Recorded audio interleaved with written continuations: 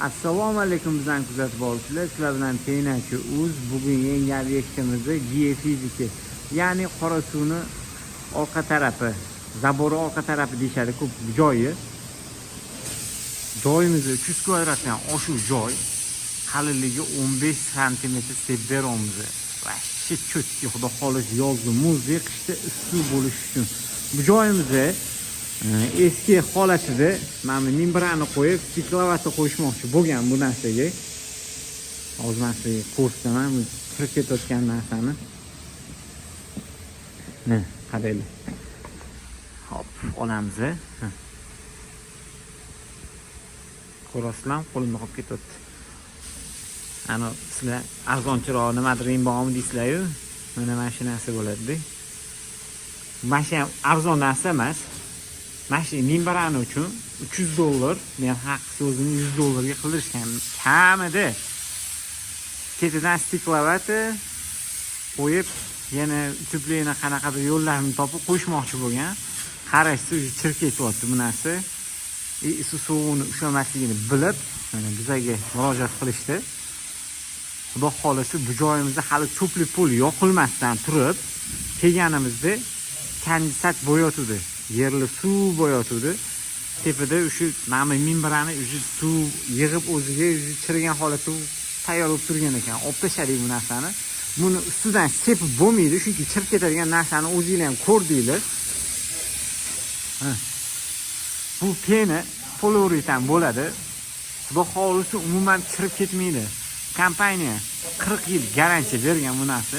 Mana bunaqa ochuv joylarga mana bunaqa peni flex qo'yib yopib olamizda, keyin peni sepib yoramiz. Kamroq rasxod bo'lish uchun o'zini sepib ham to'ldirib olsak bo'ladi. Bemalol yopadi, umuman tik qoldirmaydi. Lekin buni yopib qo'ysak, tashqariga chiqib ketmaydi, ham ancha ekonom bo'ladi bu narsa. Hozir men sepib o'tgan jarayonni ko'rsatamiz hozir. Ko'rasizlar, umuman tik mana bu o'rtada bilasizlar, har doim tunkani ochuv joyi bo'ladi, bilasizlar. Mana o'sha joylar yopilib ketgan. Mana ko'rasizlar, umuman tik bo'lmaydi. Sizlarni stiklovati nimadir qo'yaman desanglar, shunaqa mana tunkani uchrashgan joylarida hammasi tik, o'sha yerdan issiq havo ham, sovuq havo ham chiqib ketadi, hammasi. Mana bu dajmini mana bu joylargacha hammasi to'ldiryapti. Umuman tik qolmaydi. Mana bunday qilib sepib ushatyapti hozir.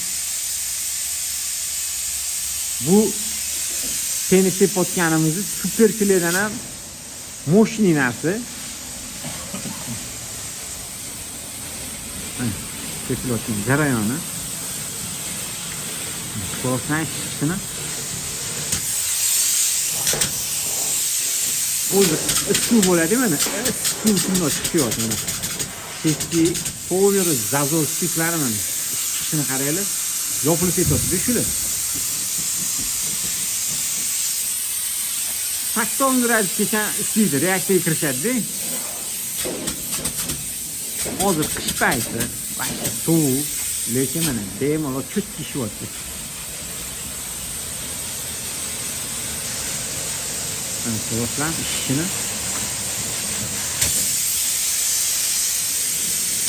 200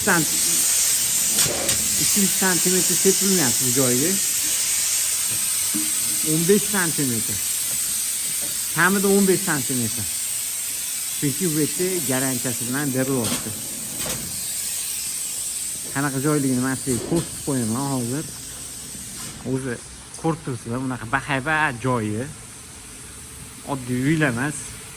Qo'shnilarning uyi vachi. Ko'rasizlar?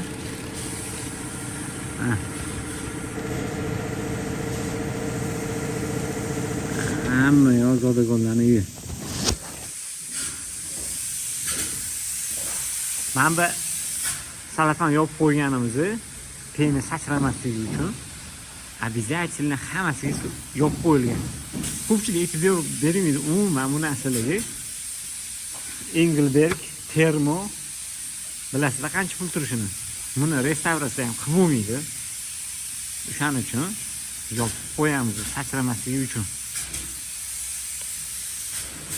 Sizlar ham peni septiringlar. Misol uchun 15 sm emas u. Endi mayli, endi puli yetgancha iloji boricha qalinroq septiringlar. 2-3 sm, 5 sm o'ylab septiraman deb yurmanglar.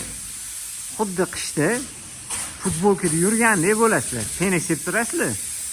Lekin issiq suvini uncha-munchaga ushavermaydi. Mana shunaqa qalin 10 sm. Yo'q, pulim kamroq deganingda ham 10 sm septiringlar. O'shanda xudo xolisa ancha pulinglar ham ekonom, tejamkor bo'ladi. Buni qilib bo'lganinglardan keyin baribir xohlamasanglar gips karbon qilasizlar. Nima qilsanglar ham baribir pul rasxod qilasizlar. Yana boshqatdan uni remont qilish uchun ancha pul rasxod qilasiz. Undan ko'ra sal qalinroq septirasizlar. Xudo xolisa 10 sm, 12 sm. Zato keyinchalik bolalaringiz ham, nevaralaringiz ham mazza qilib yashashadi. Sizlar bilan Penachuz, kuninglar xayrli, barakatli o'tsin. Bergan ma'lumotlarim yoqqan bo'lsa, like bosib qo'yinglar. Kuninglar xayrli, barakatli o'tsin.